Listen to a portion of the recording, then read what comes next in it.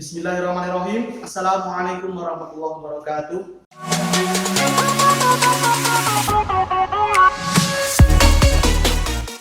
Alhamdulillahirabbil alamin wassalatu wassalamu ala asrofil anbiya'i wal mursalin wa ala alihi wa ashabihi ajmain wa ba'du.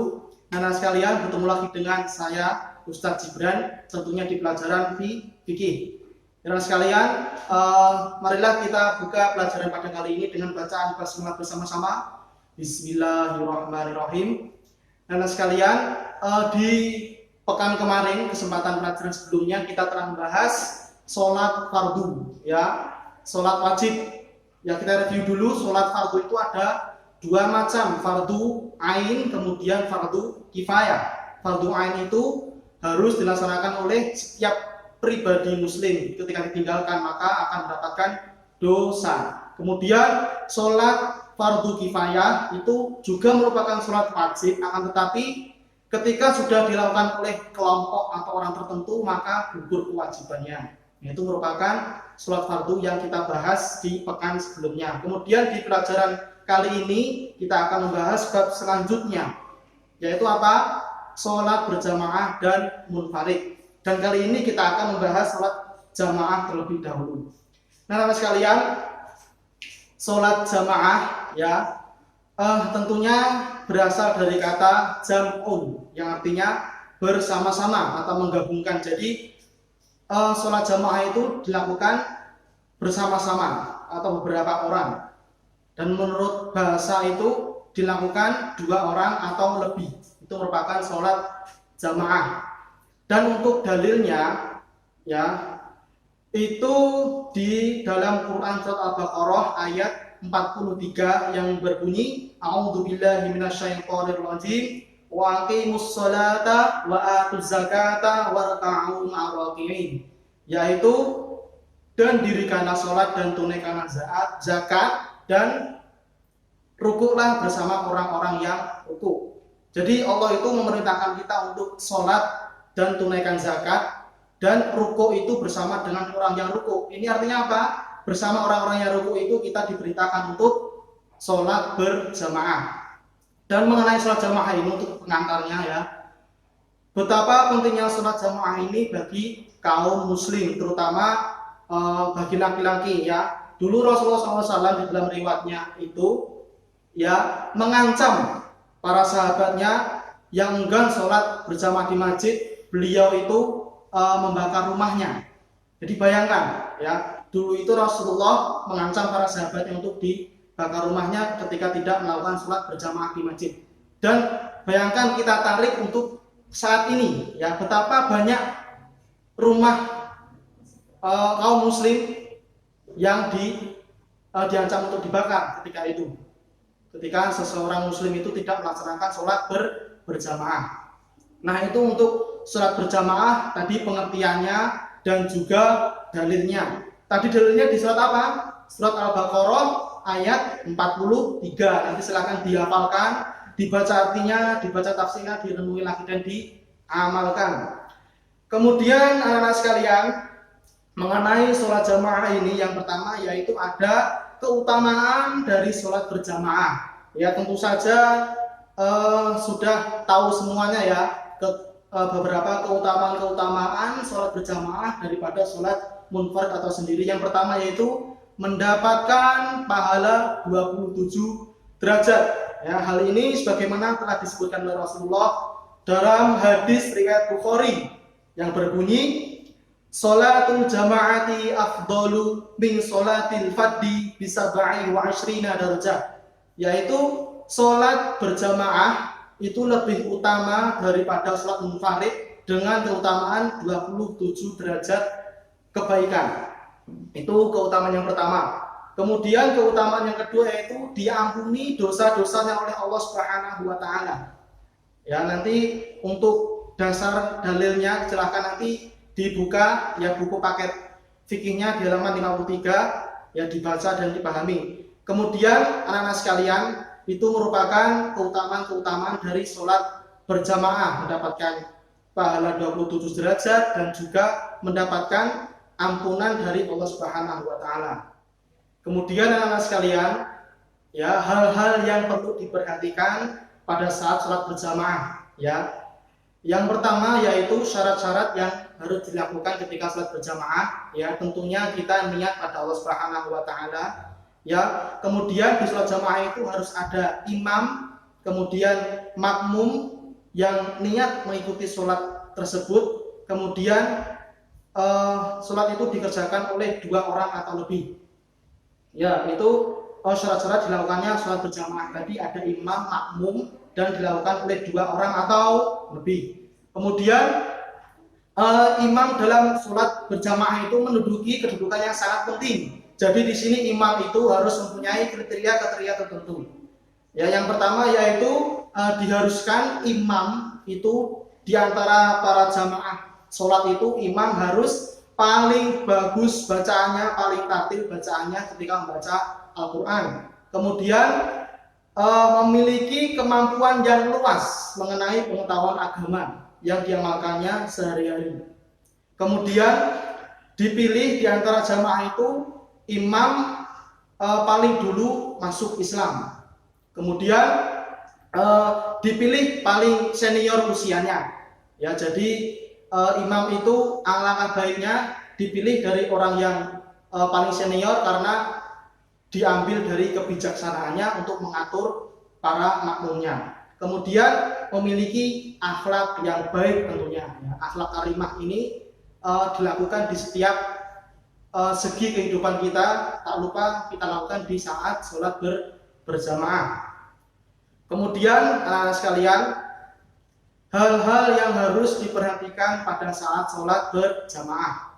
Yang pertama yaitu imam harus memperhatikan kemampuan para makmum. Dalam artian di sini yaitu di saat membaca surat-surat ketika sholat itu tidak perlu yang panjang-panjang.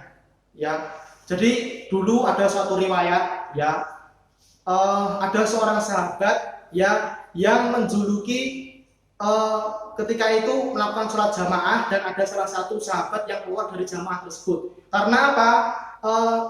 Imam dari suatu surat itu membaca surat yang terlalu panjang dan kemudian ada salah satu sahabat yang keluar dari jamaah tersebut dan melakukan sholat sendiri. Dan kemudian langsung saja imam tersebut setelah selesai sholat, ya, beliau itu mengatakannya dia itu munafik karena keluar dari sholat jamaah. Kemudian hal tersebut didengar oleh Rasulullah SAW dan imam tersebut langsung saja ditegur oleh Rasulullah, ya, bahwasanya kemampuan setiap jamaah, kemampuan setiap makmum itu berbeda-beda dan alangkah baiknya untuk mengamankan di sholat jamaah itu, maka surat yang dibaca ketika sholat itu harus sesuai dengan kemampuan kondisi makmumnya. Ketika kita mengimami di suatu bidang atau lingkungan pendidikan itu membacanya surat panjang, tidak apa-apa. Kemudian ketika kita mengimaminya di kampung-kampung, itu alangkah baiknya kita memperhatikan ya kemampuan imamnya, ya, membacanya di surat-surat pendek atau surat-surat yang sesuai kemampuan makmumnya. Kemudian anak-anak sekalian,